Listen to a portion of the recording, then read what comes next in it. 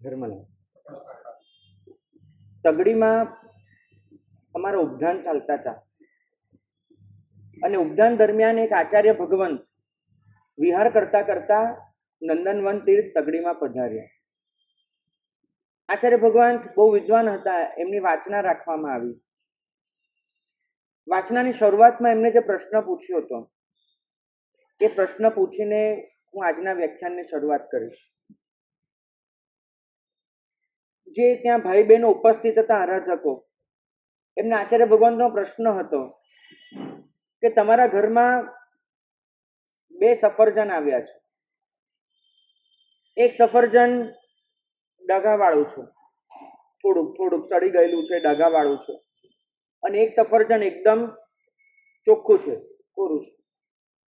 તમે સવારે દેરાસર જવા નીકળો છો, પેટી ભરો છો અને તમને યાદ આવે છે કે બદામ તો બધી ખાલી થઈ ગઈ, હવે નવી બદામ લેવાનો સમય નથી, તો ફળ પૂજા કઈ રીતે? તમને યાદ આવે છે કે ગઈકાલે 2 સફરજન લાવ્યા હતા, એ પડ્યા છે. તમે લો છો બંને સફરજન હાથમાં. એક ઘર માટે રાખવાનું છે, એક પ્રભુને અર્પણ કરવાનું છે. તમે કયું સફરજન લેશો? પેલું ડાઘાવાળું છે, સડી ગયેલું, એ સફરજન પ્રભુને આપશો કે સારું આપશો? કેમ? પરમાત્માને ડાઘાવાળું સડેલું સફરજન ન ધરાવાય. પરમાત્માને ધરાવવું હોય તો ચોખ્ખું ધરાવાય, આવું તમે માનો છો? બધાનો ત્યાં પણ લોકોએ આવો જ જવાબ આપ્યો હતો. આચાર્ય ભગવંતનો પ્રશ્ન હતો કે જ્યારે આપણે પ્રભુની જ્યારે અષ્ટપ્રકારે પૂજા કરીએ છીએ, એ તો દ્રવ્ય છે. વાસ્તવમાં દેરાસરમાં જઈ અને આપણે આપણો આત્મા ધરાવવાનો હોય છે. તમે કયો આત્મા ધરાવશો? ડાઘાડુઘી વાળો કે ચોખ્ખો આત્મા? કયો ધરાવશો? જો સફરજન ડાઘાડુઘી વાળું તમે નથી ચલાવી લેતા, તો આત્મા કેવી રીતે ચલાવી લેવાશે? અને તમે જ્યારે પ્રભુને કહો છો, પ્રભુ હું તને સમર્પિત થઉં છું, એ તમારો જે હું છે એ કેવો હું હોય છે? ડાઘાડુઘી વાળો કે એકદમ ચોખ્ખો? તમારા પ્રભુ તમને ચોખ્ખો જુએ, અલગ મુદ્દો થયો. તમે ધરાવશો કયો? આપણે સફરજન શ્રેષ્ઠ ધરાવવાનું માનીએ છીએ, તો જે આત્મા અર્પણ કરીએ છીએ એ પણ શ્રેષ્ઠ કક્ષાનો હોવો જોઈએ. અને આ શ્રેષ્ઠ કક્ષાનો આત્મા અર્પણ કરવો, એનું જ નામ છે દુષ્કૃત ગ્રહા. શરણાગતિ પછી દુષ્કૃત ગ્રહા મૂક્યું છે. વાસ્તવમાં દુષ્કૃત ગ્રહા પહેલા છે, શરણાગતિ પછી છે. પરમ તત્વના શરણે જઈએ, 4 તત્વોનું શરણ લઈએ, એ પહેલા જરૂરી છે કે શરણે મૂકતા પહેલા, જતા પહેલા પોતાનો આત્મા એને ચોખ્ખો બનાવી અને ચોખ્ખો કરીને એ ચોખ્ખા આત્માને પ્રભુના ચરણોમાં મૂક્યો. દુષ્કૃત ગ્રહા એનો મતલબ થાય છે મિચ્છામિ દુક્કડમ. મેં પાપ કર્યું છે એનો હું સ્વીકાર કરું છું. મેં પાપ કર્યું છે એની કબૂલાત કરું છું. મેં પાપ કર્યું છે, એ ખોટું હતું, એની હું માફી માંગુ છું. બોમ્બ બ્લાસ્ટ થયા મુંબઈના, દાઉદ ઇબ્રાહિમે ફોન પર કહ્યું હતું, મેં इसकी जिम्मेदारी लेता हूं. તમને શું લાગે છે, આ કબૂલાત હતી એની પાપની? નફટાઈ. નિખાલસતા અને નફટાઈ વચ્ચેનો ફરક સમજજો. પાપની કબૂલાત એ જો અફસોસ સાથે થાય છે, પાપની કબૂલાત જો પશ્ચાતાપ સાથે થાય છે, અને પાપની કબૂલાત કરવા પાછળનો આશય પ્રાયશ્ચિત્તનો હોય છે, તો એ કબૂલાત એ ધર્મ બની જાય છે, નિખાલસતા બની જાય છે, સદ્ગુણ બની જાય છે. પણ જો પાપની કબૂલાત કરવા પાછળનો આશય એ કોઈ અફસોસ, પશ્ચાતાપ, પ્રાયશ્ચિત્તનો નથી, માત્ર એક જ છે કે આપણને કર દિખાયા, તો નક્કી માનજો એ અનુમોદના થઈ પાપની.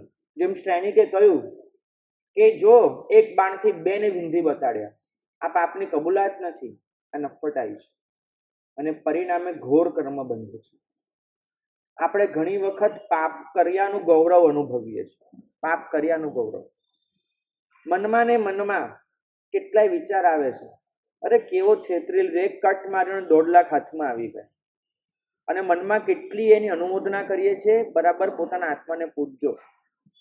તમે કોઈકને સંભળાવીને આવો 2 વાક્ય, કોઈકને હર્ટ કરીને, પછી 25 જણને કહેતા હશો, અરે એ તો સામે આવી અને આપણે એને કહી જ દીધું.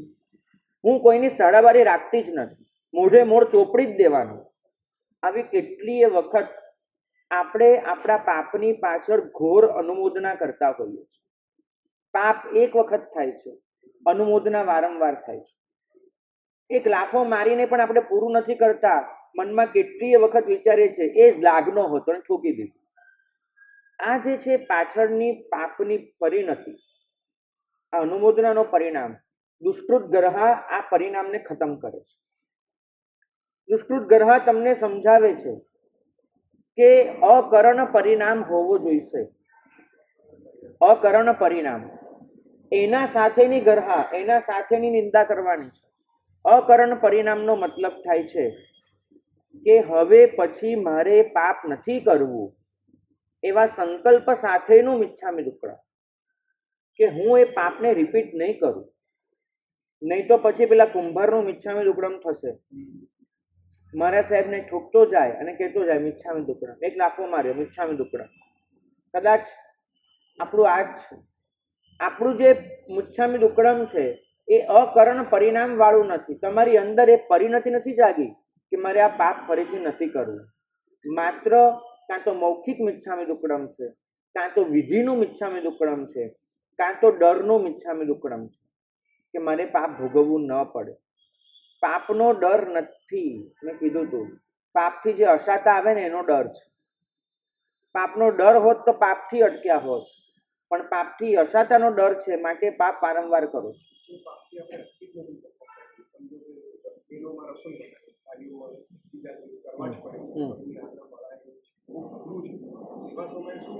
ભાગ્યશાળીનો પ્રશ્ન છે કે જે પાપથી આપણે અટકી શકવાના જ નથી, એ પાપનું મિચ્છામી દુક્કડમ શા માટે બોલવાનું, અને જો બોલીએ તો કઈ ભાવના રાખવાની. જ્ઞાની ભગવંતો એમને બહુ સ્પષ્ટ ફરમાવ્યું છે કે કાં તો પ્રવૃત્તિ રિપીટ ન થવી જોઈએ, કાં તો એ પ્રવૃત્તિ જે પરિણતિથી થઈ હતી એ પરિણતિ રિપીટ ના થવી જોઈએ. પાપ કાં તો ફરીવાર કરો જ નહીં, અને જો પાપ કરવું પડે છે તો ગઈકાલે જે ભાવથી પાપ કર્યું હતું એના કરતાં આજે ઓછું રાચી માચીને પાપ કરવાનું, આવતીકાલે એનાથી ઓછું.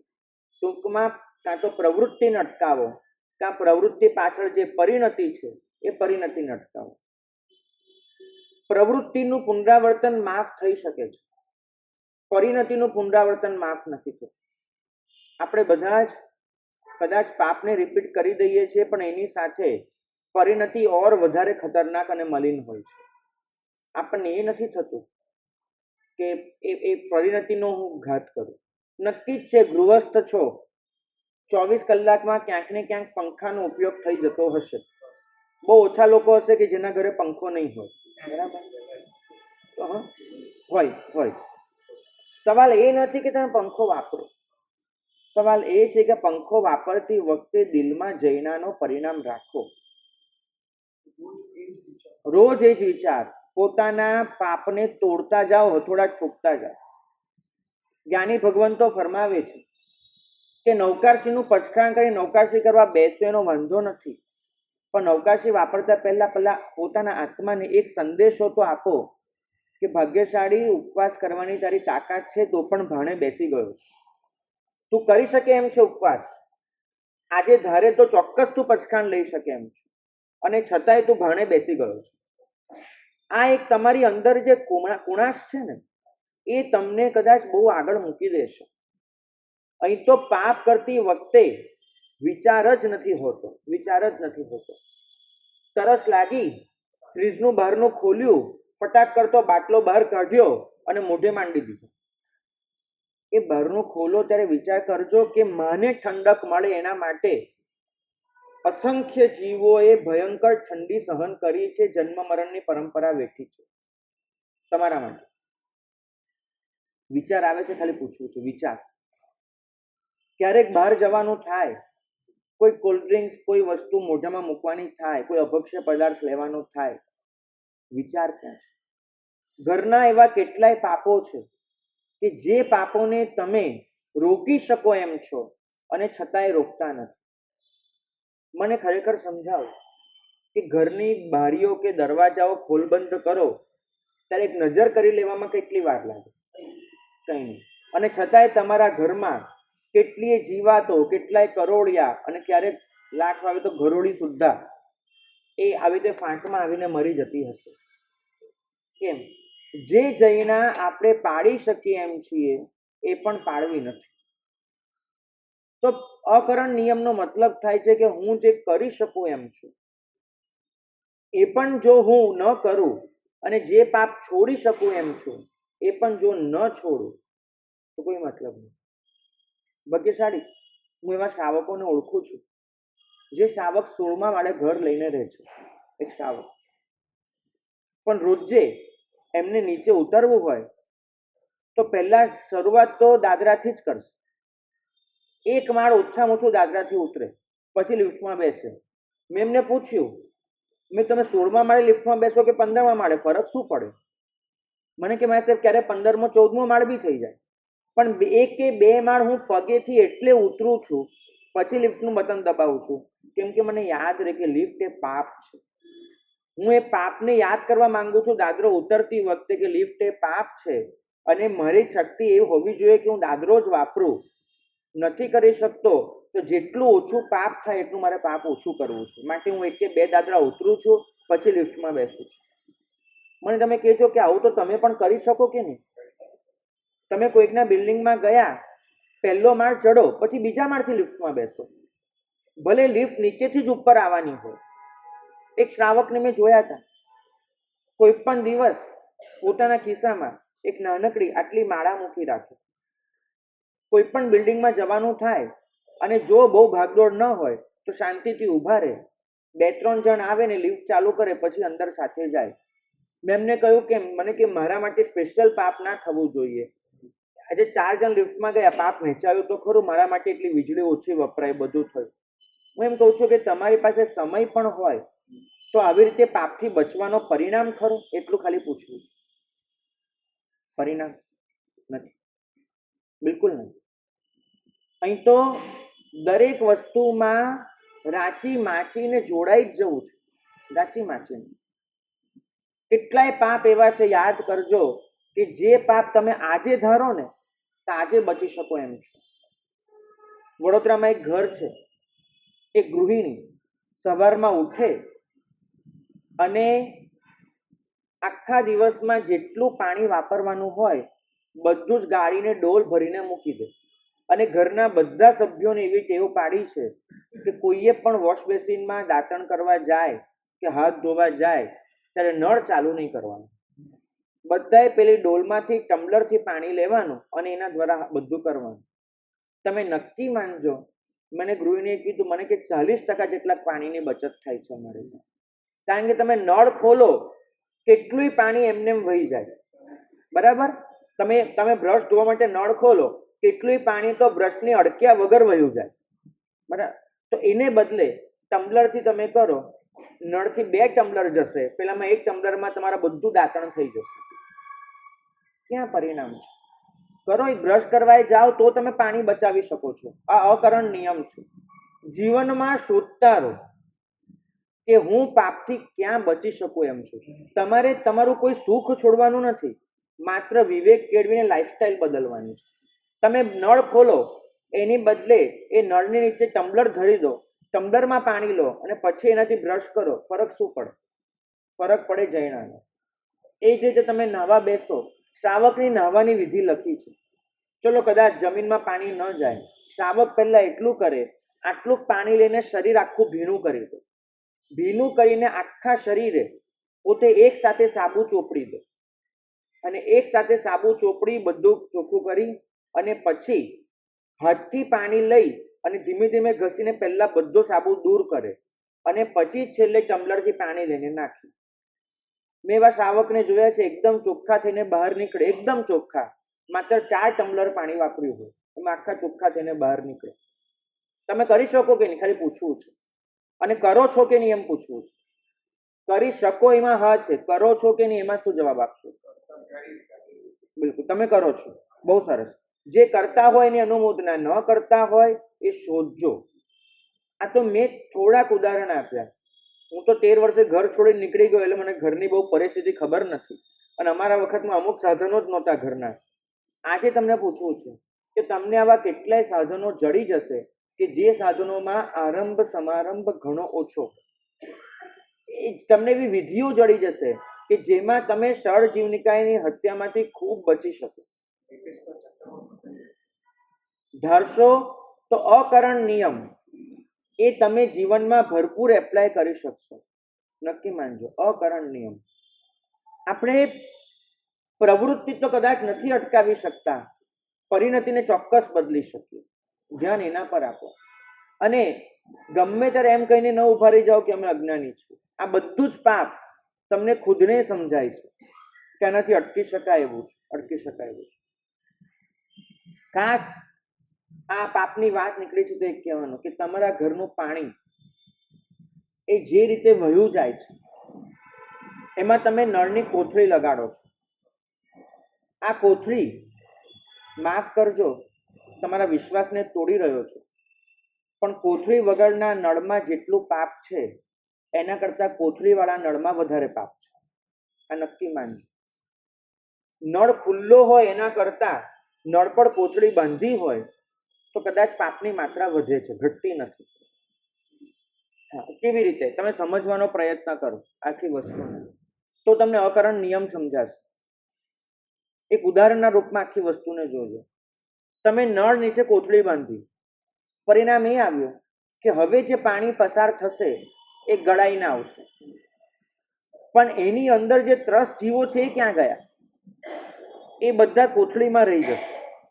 આપણે ગાળીએ છીએ કાચું પાણી પાકું કરવા નથી ગાળતા, આપણે ગાળીએ છીએ ત્રસ્ત જીવોની રક્ષા માટે. પાણીની અંદર જે ત્રસ્ત જીવો હોય છે ચાલતા ચાલતા, જેને આપણે જોઈ નથી શકતા, એની રક્ષા માટે આપણે પાણી ગાળીએ છીએ. એ બધા જીવો ક્યાં રહી ગયા? કોથળીમાં. પાણીમાં નહીં, કોથળીમાં. પાણી નીચે આવ્યું, કોથળીમાં રહી ગયા. ધીમે ધીમે કોથળી સુકાતી જશે. એ બધા જીવો પાણી વગર જીવી જ ન શકે. એ બધા જીવો ક્યાં મરશે? કોથળીમાં. કદાચ તમે નળ પર કોથળી ન બાંધી હોત, એક વિચાર કરજો, અને જો જે પાણી વહી ગયું એ પાણીથી, તો એ પાણી તમારા હાથમાં જેટલું અડક્યું એટલા જીવો મરત. અમુક જીવો તો બચી પણ જાત અને પાણી ભેગા વયા જાત. તમે કોથળી બાંધી એટલે નક્કી કે 100% જીવો એ કોથળીમાં રહી જવાના, અને આ કોથળી એમાં તરફડીને પોતાનો જીવ આપવાના. પહેલામાં તો બચવાની એ શક્યતા હતી ખુલ્લા નળમાં, કોથળી બાંધ્યા પછીના નળમાં તો બચવાની કોઈ શક્યતા જ નથી. અને ધીમે ધીમે તમે જોજો, એ તમારી જે કોથળી છે એ કોથળીમાં નીચે એક કાળી લાઈન થતી જશે. એ જીવોના મળદા હોય છે. તમે ખાલી કચરો ગણો છો, કાળી લાઈન થાય એ મળદા હોય છે. જો કોઈ ગૃહિણી ધ્યાન આપે તો આ જીવોને બચાવી શકે છે. સવારે એક સાથે જ બધું પાણી ગાળી લો, ગાળીને બધી જગ્યાએ મૂકી દો. ઘરના સભ્યોને ફરજ પાડો કે તમે આમાંથી જ પાણી વાપરો, નળ જ બંધ. તો શું થશે? બધું પાણી સાથે ગળાઈ ગયું. હવે જે ગળનામાં બધા જીવો આવ્યા એને પાણી સાથે વેવડાવી દો. આને કહેવાય સંખારો. અને સંખારો કહેવાશે કે જેમાં જીવોને તમે બચાવી લીધા. પણ આપણે સંખારો કરવો નથી, કોથળી બાંધી અને પતી ગયો. પરિણામ એ આવે છે કે 100% જીવોની હત્યા તમે કરી રહ્યા છો. જે ઘરમાં સંખારો નથી થતો એ ઘરમાં નળની કોથળી, એમાં 100% જીવોની હિંસા છે. તો મારે આ કહેવું છે કે તમે ક્યાં બચો છો. બહુ સારું છે, હમણાં એક આપણા જૈન ભાઈએ શોધ કરી છે, જેને નળની અંદર જ ગળની તમારી જે આવે, અત્યારે નળમાં ગળની તો આવે જ છે, પણ એ ગળની એવી હોય છે કે જેમાંથી આવા જીવો પસાર થઈ જાય છે, પરિણામે અળગણ પાણી જ આવે છે. એ ભાઈએ બ્રાસની એવી ગળની બનાવી છે, એટલી ઝીણી, એટલા ઝીણા માઇક્રોનની છે કે પરિણામે અળગણ પાણીના જીવો એ પેલી બાજુ પાછા પાણીમાં જ જતા રહે છે, અને આપણી પાસે ગળેલું પાણી આવે છે. નળની અંદર જ બ્રાસની ગળની એમને મૂકી દીધી છે. જો કોઈ ભાગ્યશાળી એમને પોતાના ઘરે આ વસ્તુ મુકાવવી હોય તો એ ભાઈનો સંપર્ક કરી શકે છે. વાત એ કરવાની કે જે અકરણ નિયમ છે એ અકરણ નિયમનો આપણામાં પરિણામ કેટલો છે. શ્રેણિક એનો પશ્ચાતાપ એને બચાવી શક્યો નથી, કેમ કે શ્રેણિકમાં અકરણ નિયમ જ નથી. શ્રેણિક પોતાની જાતને કશુંક એક સ્ટેપ પણ આગળ મૂકવા તૈયાર નથી. એને પોતાની જાતને કોઈ પરીક્ષામાં ઉતારવી નથી. એને ક્યારેય જિંદગીમાં નૌકાશી થઈ શકે એ માટે પ્રયત્ન જ નથી કર્યો. પ્રભુએ શ્રેણિકને કહ્યું કે ભક્તિથી તું તીર્થંકર નામ કર્મ બાંધી શકે, નરકે જતા બચી ન શકે. નરક તો તારે ભોગવવી જ પડે. નરકથી તો બચે કે તારામાં અકરણ નિયમ આવે. નરકથી તો બચે કે તારામાં પ્રાયશ્ચિતતા આવે. અકરણ નિયમ એટલે મારે પાપની પ્રવૃત્તિમાં જોડાવું નથી, આવો પરિણામ. આવી રીતે જ્યારે અકરણ નિયમ ઉમેરાય છે ત્યારે જે માફી થાય છે એ જ માફીને આ શાસન માન્ય કરે છે. આપણે માફી કોની માંગવાની છે? માત્ર સજીવની નહીં, નિર્જીવની પણ માફી માંગવાની છે. આપણે સજીવની માફી તો માંગીએ, નિર્જીવની નથી માંગતા. જ્યારે આપણી ગુરુ પરંપરા ફરમાવે છે કે તમે જ્યારે એક અજીવ સાથે દુર્વ્યવહાર કરો છો ત્યારે નક્કી માનજો કે તમને કાલે સજીવ સાથે પણ દુર્વ્યવહાર કરવાનો મન થશે. ખુરશી વચમાં પડી છે, એને હાથથી શાંતિથી ઉચકીને મૂકવાને બદલે લાત મારીને દૂર કરો છો. નક્કી માનજો કાલે કોઈ માણસને પણ લાત મારવાનું મન થશે તમને, કેમ કે લાત મારવી એ તમારો સ્વભાવ બન્યો, તમારા સંસ્કાર બન્યા. અમે કોઈ પણ સાધુ ક્યારે પણ પોતું કરવાનું હોય એ પગથી નહીં કરીએ. કમ્પલસરી અમારે ત્યાં પોતું હાથથી જ થાય. કેમ? ગુરુ ભગવાન એટલું કે આજે પોતાને પગ લગાડવાનું મન થયું, કાલે પોતીકી વ્યક્તિને પગ લગાડવાનું મન થશે, બીજું કાંઈ જ નથી. અજીવ સાથે પણ દુર્વ્યવહાર નથી કરવાનો, કારણ કે અજીવ સાથે થતો દુર્વ્યવહાર એ પણ આખરે સંસ્કાર બને છે. અજીવનું મિચ્છામિ દુક્કડમ એટલે અજીવ સાથે પણ મેં જે દુર્વ્યવહાર કરીને મારી અંદર ખોટા સંસ્કાર પાડે. તમે જોજો, જે બાળક ગુસ્સો આવે ત્યારે વસ્તુઓની તોડફોડ કરતું હોય છે, એ બાળક ગુસ્સો આવે ત્યારે વ્યક્તિને પણ મારી બેસતું હોય છે. જે વસ્તુની તોડફોડ કરે છે એ કાલે કોઈ વ્યક્તિને પણ નુકસાન પહોંચાડી શકે છે. કારણ એ છે એની અંદર સંસ્કાર તોડફોડ ના પડે. એટલે નિયમિત રીતે માફી એની પણ માંગવાની છે કે મેં જે અજીવ સાથે દુર્વ્યવહાર કર્યો. નક્કી માનજો, જેને બહારનું પછાડીને બંધ કરવાની ટેવ છે એ વ્યક્તિ કોઈ બીજા જીવને પણ પછાડી શકે છે. એ વ્યક્તિ બીજા જીવને પણ હેરાન કરી શકે છે. જેને બહારનાની દરકાર નથી એને જીવની દરકાર આવવાની નથી. આ નક્કી માનજો. તમે તમારી જાતને બે ભાગમાં વહેંચી જ નથી શકતા. તમે એમ કહો કે અજીવ સાથે હું દુર્વ્યવહાર કરીશ પણ સજીવ સાથે નહીં કરું, આ તમારાથી શક્ય જ નથી. કેમ કે અજીવ સાથેનો દુર્વ્યવહાર તમારી અંદર જે સંસ્કાર પાડશે એ સંસ્કાર તમને સજીવ સાથેનો પણ દુર્વ્યવહાર કરાવશે. મૂળ બચવાનું છે સંસ્કારથી, બિલકુલ નહીં. અમારે ત્યાં અમે તાસ પલેવીએ અને પછી ગમે તેટલું પૂંજીએ, નક્કી જ નિયમ કે એક વાસણ નીચે મૂકો ત્યારે એનો અવાજ ન આવવો જોઈએ. અમે જોગ કરીએ એ જોગમાં અમારે કેટલું લેવા મૂકવાનું થાય. કોઈ પણ લેતી મૂકતી વખતે જો અવાજ આવ્યો કશું પણ જમીનને અડકવાનો, આખી ક્રિયા ફરીવાર કરવાની એ નક્કી હોય. કારણ કે અવાજ એ સંઘર્ષની નિશાની છે. તમે વસ્તુ નીચે મૂકી એ સ્વસ્થતાથી નથી મૂકી અને સંઘર્ષ થયો તો જ અવાજ આવે, બાકી અવાજ જ ના આવે. આ નક્કી વસ્તુ છે. તો અવાજથી બચો. અવાજથી બચોનો મતલબ થાય છે સંઘર્ષથી બચો. તમારામાં એ સ્વસ્થતા હોવી જ જોઈએ કે વસ્તુ નીચે મૂકો ત્યારે અવાજ ન આવે. તો એ સ્વસ્થતા તમને બીજા જીવ સાથે પણ કેમ શાંતિથી વર્તવું એ શીખવાડશે. જેનામાં આટલી સ્વસ્થતા નથી કે વાસણ કેમ મૂકવા, એ જીવને પોતાની વાત કેમ રજૂ કરવી એની પણ સ્વસ્થતા નહીં જ હોય. વાસણ મૂકતા ના આવડે ને વાત મૂકતા ક્યાંથી આવડવાની છે? નહીં જ આવે.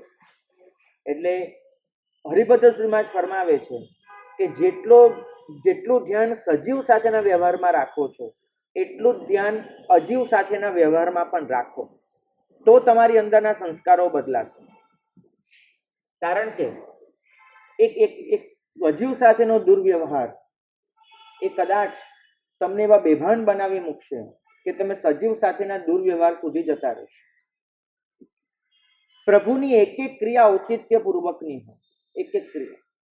હરિભદ્ર સુરી મહારાજે અન્ય ગ્રંથોમાં ફરમાવ્યું છે કે જે વ્યક્તિ પૂજા કરવા આવે એને પોતાના ચંપલ ક્યાં ઉતારવા એની ખબર નથી તો એ જીવમાં પૂજા કરવાની લાયકાત નથી. આ સ્પષ્ટ શબ્દો. કારણ એટલું કે તમે ચંપલ ઉતાર્યા, પાછળ આવતા કોઈ સાધર્મિકને, પાછળ આવતા કોઈ શ્રદ્ધાળુ કે ભક્તને એ ચંપલ પોતાના પગમાં નડ્યા, એની કિલામણા થઈને મનમાં ક્લેશ થયો, એના જવાબદાર તમે છો. તમારું પહેલું કર્તવ્ય એ છે કે બીજા જીવની ચિંતા. તમારા થકી કોઈને કિલામણા કે ક્લેશ ના થવો જોઈએ. સાચું કહેજો કે ઔચિત્ય પૂર્વકનું વર્તન આ જે ધર્મની પાયાની શરત છે એ તમને આવડે છે? તમને ફાવે છે? કોઈક વ્યક્તિગત ફાવતું હશે, સમાજ તો બહુ દૂર જોશે. ભાગ્યશાળી આ શાસન આપણને એ શીખવાડે છે કે તમે સાધક બનો એ પહેલા સ્વસ્થ બનો. જો તમારામાં સ્વસ્થતા નથી તો તમારામાં સાધના ક્યાંથી આવવાની? ધર્મ એ સાધના છે કે નહીં એ પૂછું છું. ધર્મ એ સાધના છે, બરાબર? તો સાધના મેળવતા પહેલા જરૂરી છે તમે સ્વસ્થતા મેળવો. અને આ બધી જ વસ્તુ એ તમારી સ્વસ્થતા સાથે જોડાય છે. અહીં તો પ્રભુએ ફરમાવ્યું કે અજીવ સાધન ઘોર પાપનું સાધન હોય તો પણ તમારે અજીવનો એ સાધનનો પણ તિરસ્કાર નથી કરવાનો. પાપના સાધનનો પણ તિરસ્કાર નહીં. પ્રભુએ કીધું કે આ શાસનમાં તત્વની 3 જ કોટી છે. કાં તો ઉપાદેય છે, આ વસ્તુ સ્વીકારવા યોગ્ય છે, ઉપાદેય તત્વ છે. કાં તો હેય તત્વ છે, છોડવા યોગ્ય છે. આશ્રવ હેય છે, સંવર ઉપાદેય છે. કાં તો કેટલુંક તત્વ જ્ઞેય છે, માત્ર જાણી લેવાનું છે. આ વસ્તુ આ રીતે છે, ન ઉપાદેય છે ન હેય છે. તિરસ્કરણીય તો કશું જ નથી. ભગવાને તત્વની 3 જ કોટી ફરમાવી છે. 9 તત્વનો અભ્યાસ કરી લો, તમને એક જ તમને શીખવાડશે, કાં તો ઉપાદેય, કાં તો હેય, કાં તો જ્ઞેય. તિરસ્કરણીય ક્યાં લખ્યું? કોઈ લખ્યું કોઈ દિવસ કોઈ 9 તત્વમાં વાંચ્યું કે તત્વની 4થી કોટી પણ છે જેનો તિરસ્કાર કરો? નહીં. તમને પ્રભુની આજ્ઞા મુજબ આ વસ્તુ સ્વીકારવા જેવી લાગે છે તેને ઉપાદેય ગણીને સ્વીકારી લો. તમને પ્રભુની આજ્ઞા મુજબ કોઈ વસ્તુ છોડવા જેવી લાગે છે હેય ગણીને છોડી દો.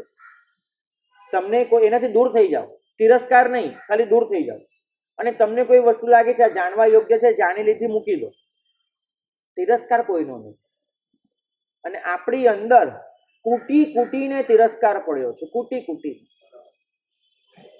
અહીં તો રસ્તે પસાર થતા હોય ને કશું ખરાબ જોઈ લીધું ને તોય થૂંકીએ છીએ જોરથી. આ થૂંક કોઈ ખરાબ જોઈ લીધું. કેમ? મતલબ એ થૂંક તમારું તિરસ્કારનું થૂંક છે. સાધકને તો એ પણ નથી ખપતું. સાધક તો હંમેશા ગમે તેટલા પાપની પ્રવૃત્તિ જોયા પછી પણ 2 જ કામ કરશે. કાં તો પાપને અટકાવી શકાતું હોય તો ભરપૂર તાકાતથી અટકાવશે, અને જો નથી અટકાવી શકતો તો કરુણા અને પ્રાર્થનાનું ઝેરનું વેવડાવશે. તમે તો નથી અટકાવતા, નથી કરુણા કરતા, તમે તિરસ્કાર કરો છો. તિરસ્કારની આ શાસન ક્યાંય છૂટ નથી આપતું. તો તિરસ્કાર એ તમારો દુર્વ્યવહાર છે. તમારે માત્ર એટલું જ જોવાનું છે કે સામે આવનારો જીવ એ માર્ગસ્થ છે કે નહીં, સામે આવનારું પૂતગલ માર્ગનું સાધન છે કે નહીં. માર્ગસ્થ એનો મતલબ થાય છે કે જે જીવ પ્રભુના માર્ગે યાત્રા કરી રહ્યો છે. અમાર્ગસ્થનો મતલબ થાય છે કે જે જીવ પ્રભુના માર્ગથી દૂર જઈને ઉન્માર્ગ પર જતો રહ્યો છે. તમારે ખાલી માર્ગસ્થ છે કે નહીં એટલું જ જોવાનું છે. માર્ગસ્થ એ જીવ સાથે આપણે જોડાવાનું છે. માર્ગસ્થનો સંગ ઉપાદેય છે. જે જીવ માર્ગસ્થ નથી એનો સંગ હેય છે. તિરસ્કાર કોઈનો નથી. કોઈ પણ જીવ આવે સામે, પ્રશ્ન એક જ પૂછજો, માર્ગસ્થ છે કે નહીં. કોઈ પણ પૂતગલ સામે આવે, વિચાર એ કરજો કે માર્ગનું સાધન છે કે નહીં. અને કોઈ પણ સાધનને માર્ગનું સાધન બનાવી દેવું એ તો આપણા હાથની વાત છે. માર્ગ એટલે મોક્ષ માર્ગ, બીજો માર્ગ શબ્દ છે જ નહીં આ શાસન પાસે. અહીંયા એક જ માર્ગ છે. શ્રેણીમાં ગમન કરવું એ જીવ અજીવ બધામાં મધ્યસ્થતા વગર શક્ય જ નથી. શ્રેણી એટલે આગળ વધવું, ગુણ શ્રેણીમાં ચડવું, એ મધ્યસ્થતા વગર શક્ય જ નથી. તમે લોકો તો ઉપાશ્રયમાં આવીને પણ સાધનો સાથે કેમ વ્યવહાર કરવો એ શીખ્યા જ નથી. શીખ્યા જ.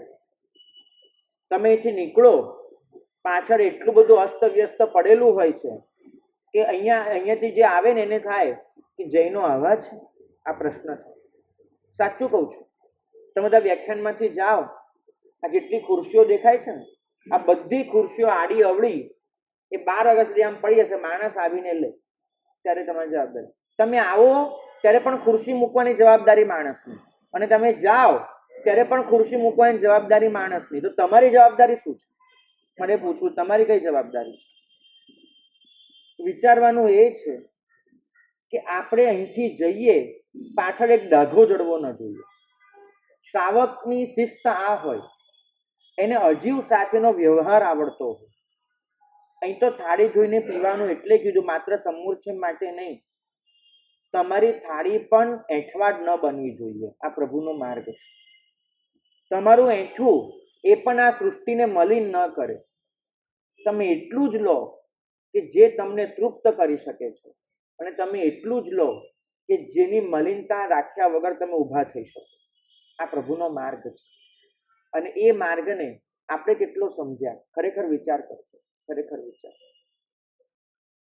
અમારા વડીલો તો અમને એમ કે જે જીવ એને કટાસનાની ગળી પાડતા ન આવડે એમને સામાયિક કરવાની પ્રેરણા ન કરવી. આવું અમને વડીલો શીખવાડે. અમે પૂછ્યું હતું કે કેમ? નહોતું સમજણ પડતી.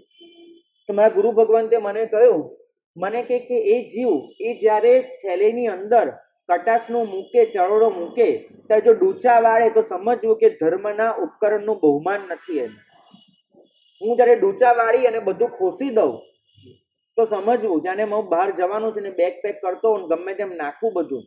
જો એવી રીતે હું આ કટાસનાની સરખી ગળી પાડ્યા વગર, ચરોડો અને મુપત્તી સરખી રીતે અંદર મૂક્યા વગર ગમે તેમ ડૂચાની જેમ ભરી દેતો હોઉં, અને આ મારા જે ખેસ, આ જે વેશ છે, જે મને આરાધનામાં ખપ લાગે છે, એ વેશને પણ જાળવી શકતો ન હોઉં સાચવીને, તેનો મતલબ એ થયો કે ધર્મના ઉપકરણનું બહુમાન નથી. અને જો ધર્મના ઉપકરણનું બહુમાન નથી ઇઝ ઇક્વલ ટુ ધર્મનું બહુમાન નથી, અને ધર્મનું બહુમાન નથી ઇઝ ઇક્વલ ટુ તમારામાં ધર્મ કરવાની પાત્રતા નથી, અને તમારામાં ધર્મ કરવાની પાત્રતા નથી ઇઝ ઇક્વલ ટુ અમારે તમને ધર્મની પ્રેરણા કરવી ન જોઈએ.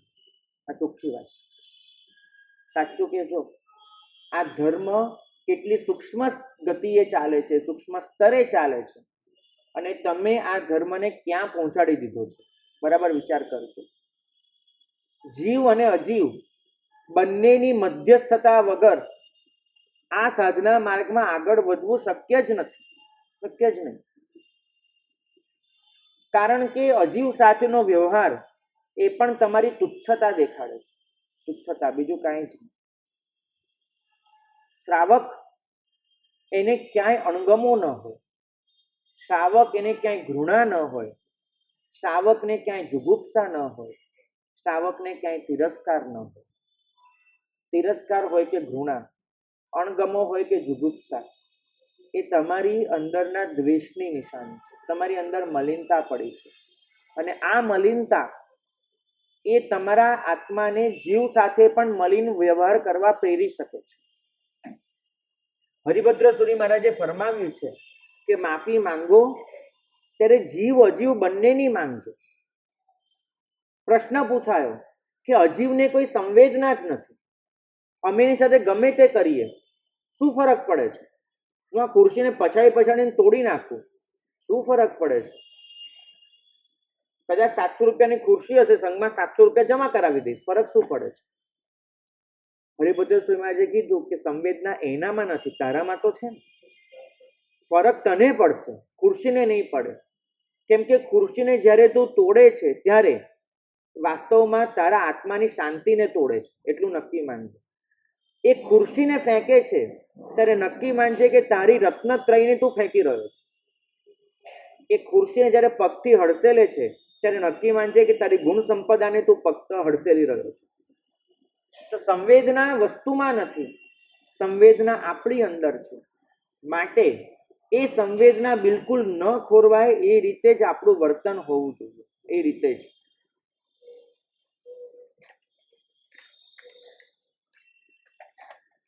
આ ધર્મ સતત વિવેકનો છે. આ ધર્મ સતત વિચારશીલતાનો છે. હવે તમને આનંદગંજી મહારાજના શબ્દો સમજાશે કે ધાર તલવારની સોહલી દોહલી 14મા જીનતની ચરણ સેવા. એમાં 14મા જીન એટલે કોઈ પણ ભગવાન લેવાના છે. એમાં એટલું કીધું છે કે તલવારની ધાર પર તો ચાલી જવાય છે, બહુ સહેલું છે, પણ આ અરિહંતની જે આજ્ઞા છે એ આજ્ઞાને પાળવી, એના માટે જે વિવેક રાખવો, સતત જાગૃતિ રાખવી, એ બહુ અઘરી છે. આપણને બધાને એ ફાવે છે બેભાન બનીને ધર્મ કરવો. જાગૃત બનીને ધર્મ કરવો નથી ફાવતો, બેભાન બનીને ધર્મ કરવો ફાવે છે. માટે આપણી દરેક ક્રિયા સમૂર્છિમ ક્રિયા છે. સમૂર્છિમ ક્રિયાનો મતલબ થાય છે કે તમે બેભાન બનીને ક્રિયા કરી રહ્યા છો. તમારો આત્મા, તમારું મન, તમારો વિવેક એમાં જોડાયો જ નથી, પ્રભુની આજ્ઞા ઉમેરાઈ નથી, માત્ર તમારું શરીર એનું કાર્ય કરી લે છે. આ સમૂર્છિમ ક્રિયા છે. અને આપણે બધા જ કદાચ સમૂર્છિમ ક્રિયામાં પડ્યા છે, કેમ કે જે સતત વિવેક ચાલવો જોઈએ એ વિવેક એ આપણને રાખવો ફાવતો નથી. કંટાળી જઈએ છીએ અને ગભરાઈ જઈએ છીએ. આજે ઘણા લોકો એવો વિચાર કરશે, ઓ મારા સાહેબે કેટલી વાત કરી દીધી, કેટલું ધ્યાન રાખવાનું. રાખવું જ પડશે. ધર્મ ઓછો કરો તો ચાલશે, પણ એ જે પણ કરો છો એને પ્રભુની આજ્ઞા મુજબ કરવાનો પરિણામ રાખો.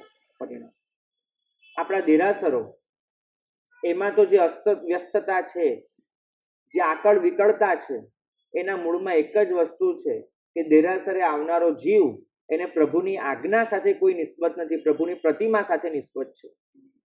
પ્રભુની પ્રતિમા સાથે નિસ્બત હોય અને પ્રભુની આજ્ઞા સાથે નિસ્બત ન હોય એવા જીવોથી દેરાસર ઉભરાઈ રહ્યા છે, બિલકુલ ઉભરાઈ રહ્યા છે.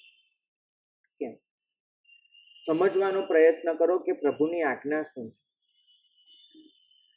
સામાન્યમાં સામાન્ય ક્રિયા શાસનની કરી લેશો, પુણ્ય બંધ તો થઈ જ જશે, કે ક્રિયા મહાફળદાયી છે, પુણ્ય બંધ તો થઈ જશે.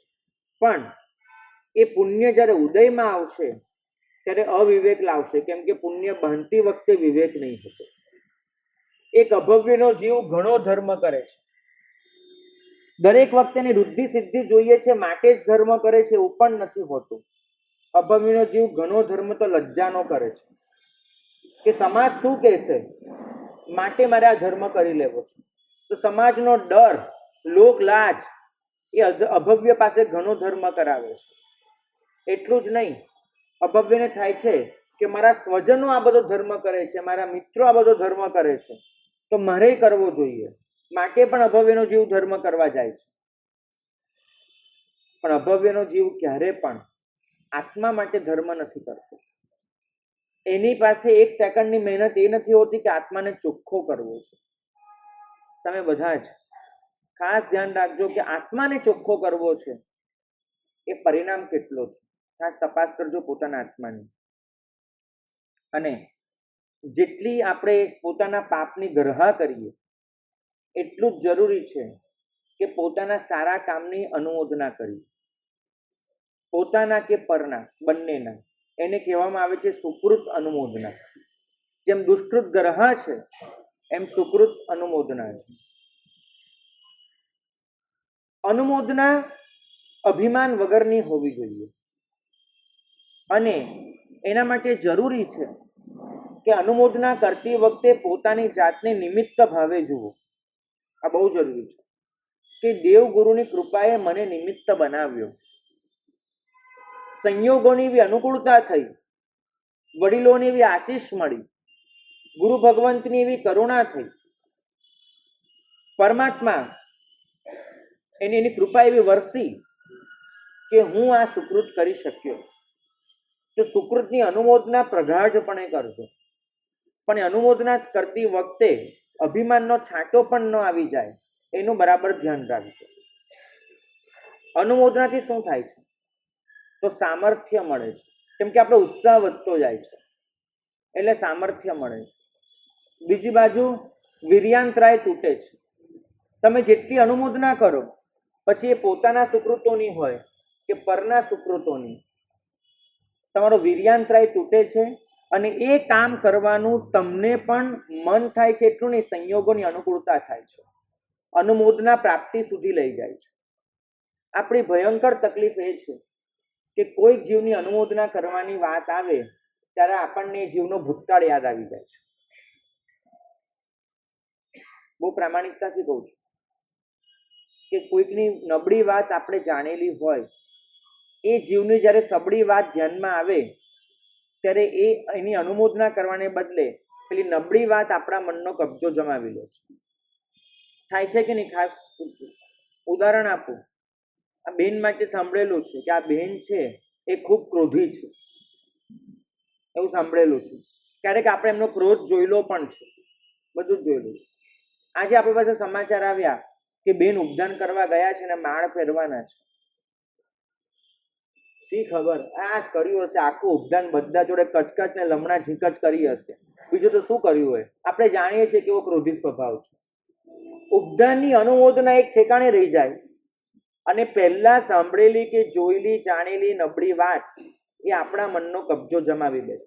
આ આપણી હાલત થઈ ગઈ છે.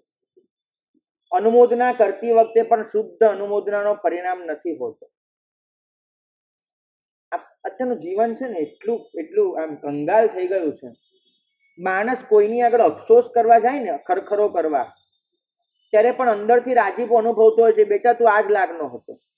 આપણે મોઢેથી એમ કહીએ નહીં, વિમલેશભાઈ ખરું કહું છું તમને.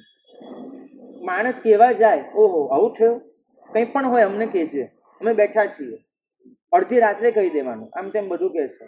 મનમાં એક જ વાત હોય, જે થયું બરાબર થયું છે, આ જ દાવનો હતો. કોઈને આપણે આશ્વાસન આપીએ, ખરખરો કરીએ, એ પણ ચોખ્ખો નથી હોતો. અને કોઈકની અનુમોદના કરીએ એમાં પણ ઈર્ષ્યાને બુંદ પડેલા હોય છે. આપણે કોઈની આગળ જઈને કહીએ તમે નાશક ક્ષમણ કર્યું, વાહ ભાઈ વાહ, બહુ સારું, મનમાં તો એ જ થતું હોય છે, નહીં નહીં નહીં નહીં. સાચું કહું છું. ધારો કે આપણે પણ માસક ક્ષમણ કર્યું છે, બાજુવાળાએ પણ માસક ક્ષમણ કર્યું છે. સામે એક ભાઈ આવે છે અને અનુમોદના કરે છે પેલાની કે અને માસક ક્ષમણ ખૂબ અનુમોદના. એને બિચારાને ખબર જ નથી કે આપણે પણ માસક ક્ષમણ કરીને બેઠા છીએ. અને આપણી બાજુમાં જે વ્યક્તિ છે એ પણ પેલાને કહેતી નથી કે મેં એકલાય નથી કર્યું, આને પણ કર્યું છે. મનમાં કેવી લાગી આવે? સાચું કહેજો. પેલાએ અનુમોદના કરી, વાસ્તવિક હતી ને અનુમોદના, તો વાસ્તવિક હતી. બાજુવાળાએ ખરેખર માસખમણ કર્યું છે અને પેલાએ એને અનુમોદના કરી છે. સાચું કહો, એનાથી હર્ષ અનુભવાય છે.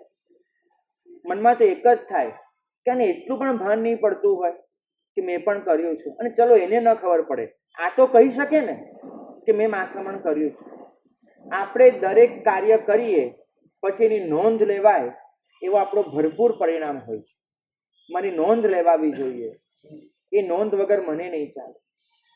પછી એ તકતી હોય કે ક્યાંક કંકોત્રીમાં છપાતું નામ હોય, ક્યાંક બેનરમાં આવતું તમારું નામ હોય, જે પણ હોય, દરેક જગ્યાએ આપણને આપણી નોંધ લેવાય એની ખૂબ ઈચ્છા છે, ખૂબ ઈચ્છા.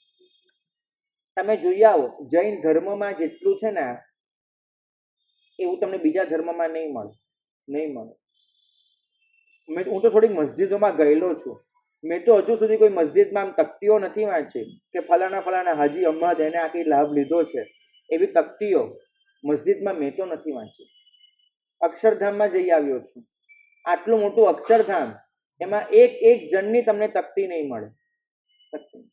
અને આપણું એક તીરથ તમે મને ગોતી આપો કે જેમાં દેરાસર, ધર્મશાળા, એન્ટ્રન્સ ગેટ, નાનું પાણીયારું અને હવે તો બાથરૂમ સુદ્ધા તમને તકતી વગરના જડે તો મને કહેજો. કેમ?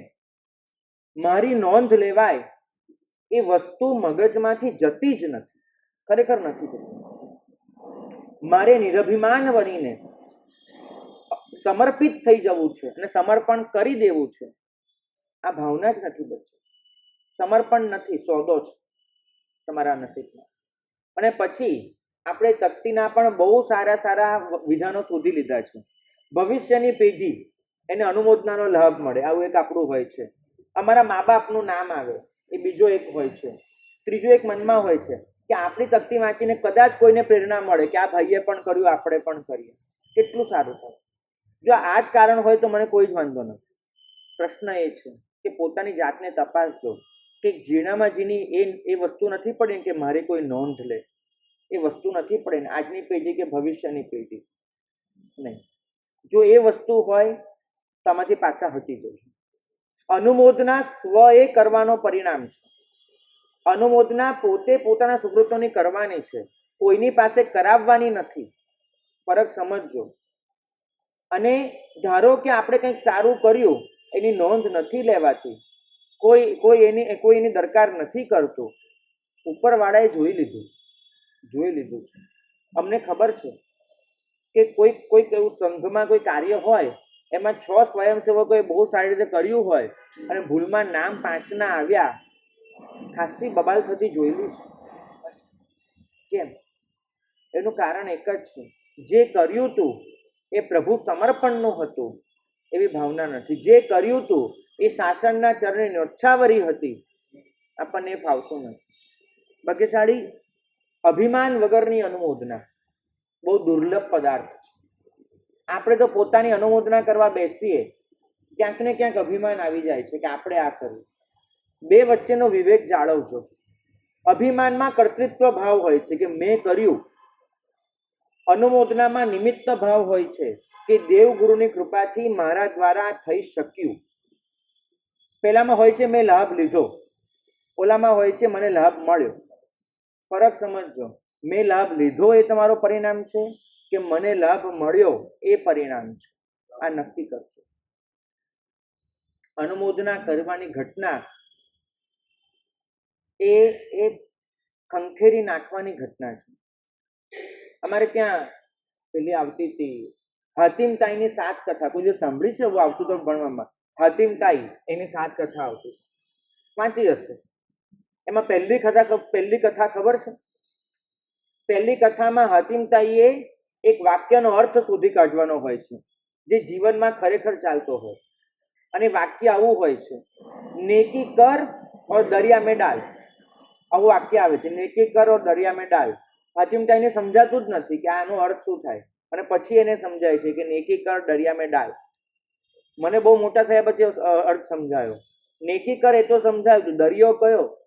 દરિયો એ કે આ સૃષ્ટિના અનંત જીવો અનંત સૂતકૃત્યો કરી રહ્યા છે. દરિયો છે એમની શુભ ભાવનાઓનો, દરિયો છે એમની શુભ કામનાઓનો, દરિયો છે એમના શુભ કાર્યોનો, દરિયો છે એમના શુભ વચનોનો, દરિયો છે એમના શુભ વિચારોનો. બસ એ દરિયામાં તમારો શુભ વિચાર ભેળવી દો, એ દરિયામાં તમારું શુભ કાર્ય સમર્પિત કરી દો. દરિયામાં ભળેલી નદી એ પોતાનું અસ્તિત્વ અલગ ટકાવતી નથી. આજ સુધી મેં એક જ દરિયામાં ભેગી થવા છતાં દરેક નદીના પાણીને નોખા નથી જોયા. ગંગા એમ કે આ તો મારું પાણી, અને યમુના એમ કે મારું પાણી. દરિયામાં જો નદીઓ સમાઈ જતી હોય છે, નેકી કર દરિયા મેં ડાલ, તો આપણે એ જ રીતે સુકૃતના દરિયામાં સમાઈ જવાનું છે. મારું દરેક સુકૃત એ પ્રભુ કૃપાના દરિયામાં સમાઈ જશે, અલગ નહીં હોય. આ નેકી કર દરિયા મેં ડાલ આવશે ને, એ દિવસે જ આપણો સાચો ઉદ્ધાર શરૂ થશે. કારણ કે એ દિવસે વાસ્તવિક તમે તમારા જાતની પણ અનુમોદના કરી શકશો. મોદના એનો અર્થ થાય છે કે ક્રિયા કરતી વખતે થતો આનંદ, એ મોદના છે. હું જ્યારે કોઈને દાન આપું છું, જેમ સંગમે આપ્યું, એ મોદના હતી. ક્રિયા કરતી વખતે ને ખૂબ આનંદ હતો, આ મોદના હતી. અનુનો મતલબ થાય છે પાછળ. એ ક્રિયા જેટલી વખત યાદ આવે, દરેક વખતે હર્ષ પ્રાપ્ત કરવો, એ હર્ષ અનુભવવો, એ અનુમોદના છે. અનુમોદનાને લીધે રસબંધ મજબૂત થાય છે. ક્રિયા કરતી વખતે જે પુણ્ય બંધાયું હતું, એની અંદર જે રસ પડ્યો હતો, એ રસ અનુમોદના દ્વારા ઘૂંટાય છે. અને ઘૂંટાઈને એ વધારે ને વધારે સારો થતો જાય છે.